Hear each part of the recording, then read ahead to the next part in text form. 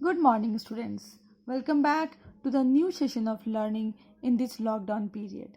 This is your business studies of class 11, and we are doing chapter number 4, that is business services.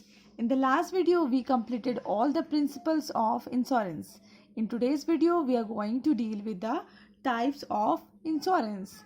As you can see in these diagrams, it is given that there are 4 types of insurance.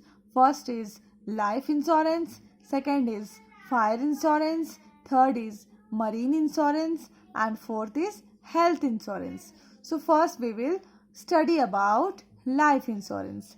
You can see that life insurance is divided into 2 types: whole life assurance policy, endowment life assurance policy. Okay, तो सी life insurance, okay, तो लोग life insurance policy लेते हैं because of 2 types of risk. ठीक है, लोग life insurance policy लेते हैं क्योंकि उन्हें 2 चीज़ का डर होता है. First is risk of dying too early. पहला तो है कि बहुत जल्दी उनकी मौत हो जाए.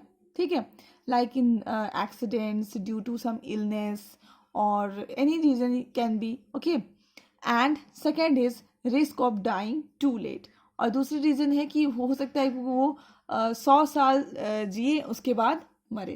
ओके, तो first is risk of dying too early and second is risk of dying too late. Okay, तो risk of dying too early में क्या होता है कि अगर कोई भी इंसान अगर बहुत जल्दी मर जाते हैं या फिर बहुत जल्दी उनका डेथ हो जाता है, तो उनके पीछे जो डिसेंडेंट्स होते हैं, उनकी जो फैमिली होती है, ठीक है, वो जो उनकी जो रिस्पॉन्सिबिलिटी होती है अपनी फैमिली के तरफ, तो उनको सपोर्ट चाहिए होता है. उनकी रिस्पॉन्सिबिलिटी तो वहाँ पे वो after death they are unable to fulfil all their responsibilities.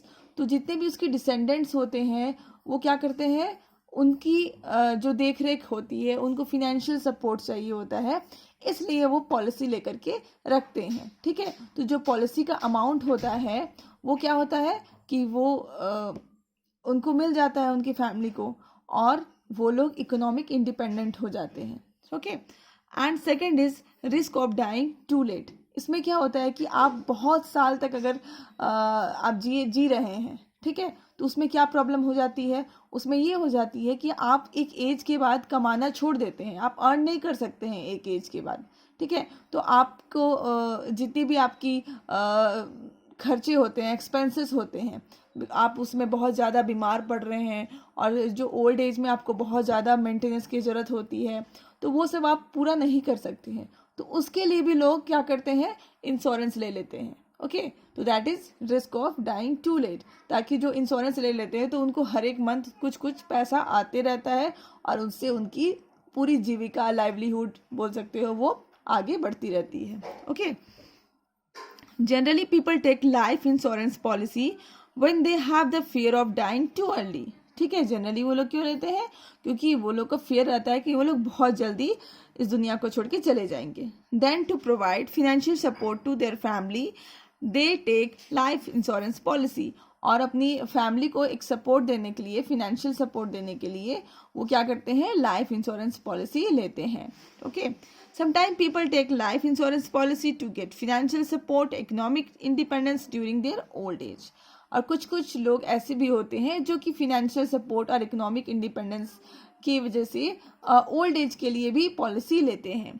Okay, when people think of living too late then to get some financial support during old age, also the insurance policy is taken. Okay, in life insurance the sum assured is paid at the death or on the maturity period whichever comes earlier. अब life insurance policy जितने लोग भी लिए होंगे, अगर आपके family member हैं तो आप उससे पूछ सकते हो कि उसमें 2 कंडीशन होती है. एक तो पर्सन का डेथ हो जाता है तब वहाँ पे आपको वो अमाउंट दी जाती है, या फिर अगर मान लो 15 ईयर्स की पॉलिसी है तो या 15 ईयर्स ये हो जाए, पास हो जाए. ओके, 15 ईयर्स पास हो जाए या फिर 15 ईयर्स के अंदर अंदर उनकी डेथ हो जाए. जो भी अर्ली आ जाए, जो पहले आ जाए, अगर डेथ आ जाए तो डेथ को तब भी पैसा मिल जाएगी, अगर 15 ईयर स्पेंड हो जाए तो भी आपको पैसा मिल जाएगी. तो विच एवर कम्स अर्लियर, ठीक है, तो उस पर आपको वो अमाउंट मिल जाती है. अगर मेच्योरिटी पीरियड पहले आएगी तब मिलेगी, या फिर डेथ होगा तो मिलेगा. If a person dies early, his family get compensation amount, and if a person survive, then he or she himself can get the policy amount. अगर पर्सन की जल्दी ही मौत हो जाती है तो उसकी फैमिली को वो पैसा मिल जाती है, और अगर पर्सन सरवाइव करता है तो मेच्योरिटी पीरियड के बाद उस पर्सन को मिल जाती है. ओके, आगे देखते हैं कि इसका प्रीमियम कैसे डिसाइड होता है. तो प्रीमियम है जनरली डिसाइड करने के लिए ये जो इंश्योरेंस कंपनी होती है वो मोर्टालिटी रेट देखती है. ठीक है, मोर्टालिटी रेट मतलब कि कितना डेथ रेट है, कितना इलनेस रेट है. ये देखिए, मोर्टालिटी रेट देखती है. और दूसरा है मॉर्बिडिटी. मॉर्बिडिटी मतलब होता है इलनेस का. जैसे फॉर एग्जांपल अभी आप कोरोना का जो काल चल रहा है उसमें देखना कि इलनेस काफ़ी ज़्यादा बढ़ गया है. लोग बहुत जल्दी जल्दी क्या कर रहे हैं, बीमार पड़ रहे हैं. तो मोर्टालिटी रेट मतलब होता है कि डेथ रेट. ओके, देखती है कि कितने डेथ रेट क्या है. एंड मॉर्बिडिटी रेट मतलब होता है इलनेस का रेट देख लेती है.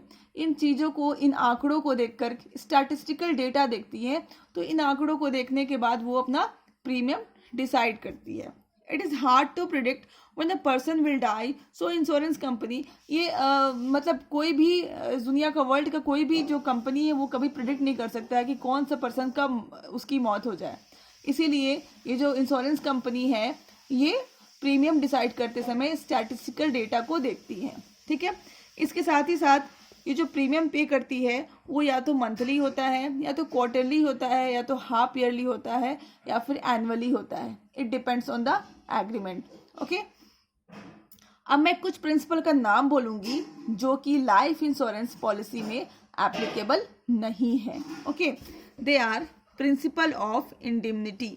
ठीक है, principle of indemnity, principle of contribution, principle of subrogation. ठीक है, ये 3 प्रिंसिपल है जो कि लाइफ इंश्योरेंस पॉलिसी में एप्लीकेबल नहीं होती है. ओके, अब हम देखते हैं there are 2 types of life insurance policy. 2 तरह की लाइफ इंश्योरेंस पॉलिसी होती हैं. पहला है whole life assurance policy. Okay, insurance को हम लोग लाइफ से रिलेटेड इंश्योरेंस लेते हैं. ठीक है, लाइफ से रिलेटेड इंश्योरेंस अगर हम लोग लेते हैं तो उसको एश्योरेंस पॉलिसी भी बोलते हैं. ठीक है, इसमें होल लाइफ एश्योरेंस पॉलिसी में क्या होता है, इसमें जब पर्सन की डेथ हो जाती है तभी उसको इंश्योरेंस का पैसा मिलता है. ठीक है, under this policy the insured some is paid only on the death of the insured. जिसने भी इंश्योरेंस कराई है उसके डेथ होने पर ही उसको पैसा मिलता है. It means the policy is to run for the whole life of assured.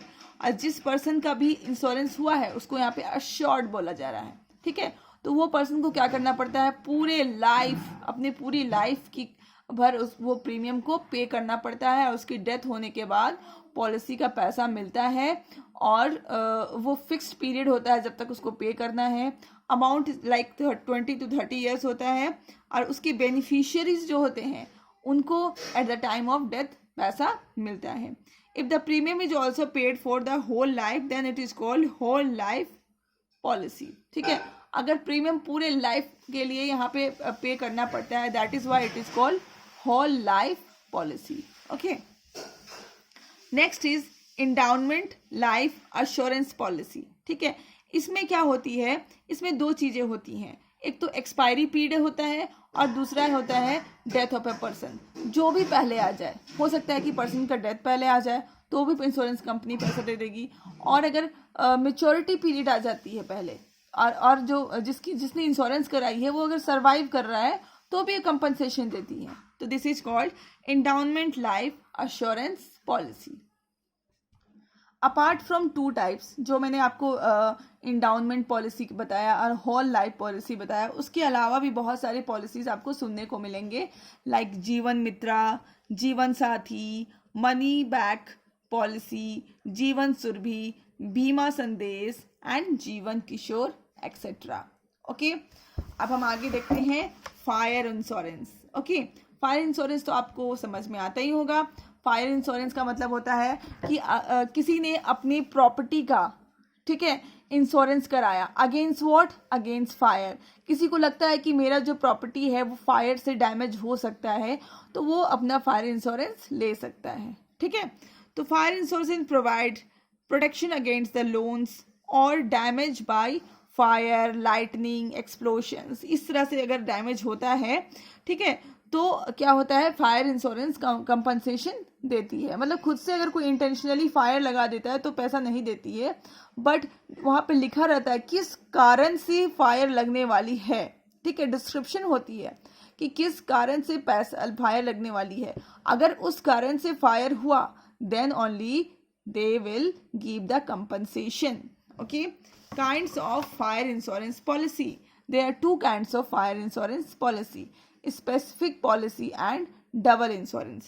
Specific policy होता है, under this policy the insurer agrees to make good the loss or damage by the fire to property insured up to the amount of sum specified against the particular property in the policy.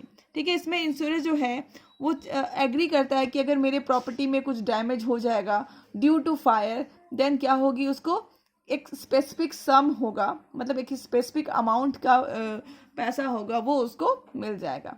Okay, double insurance का मतलब होता है कि कोई भी person same property का 2 बार insurance करा सकता है। ओके, सेम प्रॉपर्टी का 2 बार इंश्योरेंस करा सकता है, बट उसको पैसा किस तरह से मिलेगी, जो आपने प्रिंसिपल ऑफ कंट्रीब्यूशन में पढ़ा था। ऐसा नहीं है कि आपने 5 लाख का रुपया का 2 जगह इंश्योरेंस कराया है तो हर एक इंसान आपको 5-5 लाख रुपया देने वाला है। नो, ठीक है, आपको कंट्रीब्यूशन में आपने पढ़ा था ना कि ये आपको कुछ पैसा देंगे, वो आपको कुछ पैसा देंगे, इस तरह से आपका आगे होने वाला है। Okay, so that's all in today's video. Tomorrow we are going to learn marine insurance and health insurance. Till then, keep learning, stay safe, stay calm. Thank you.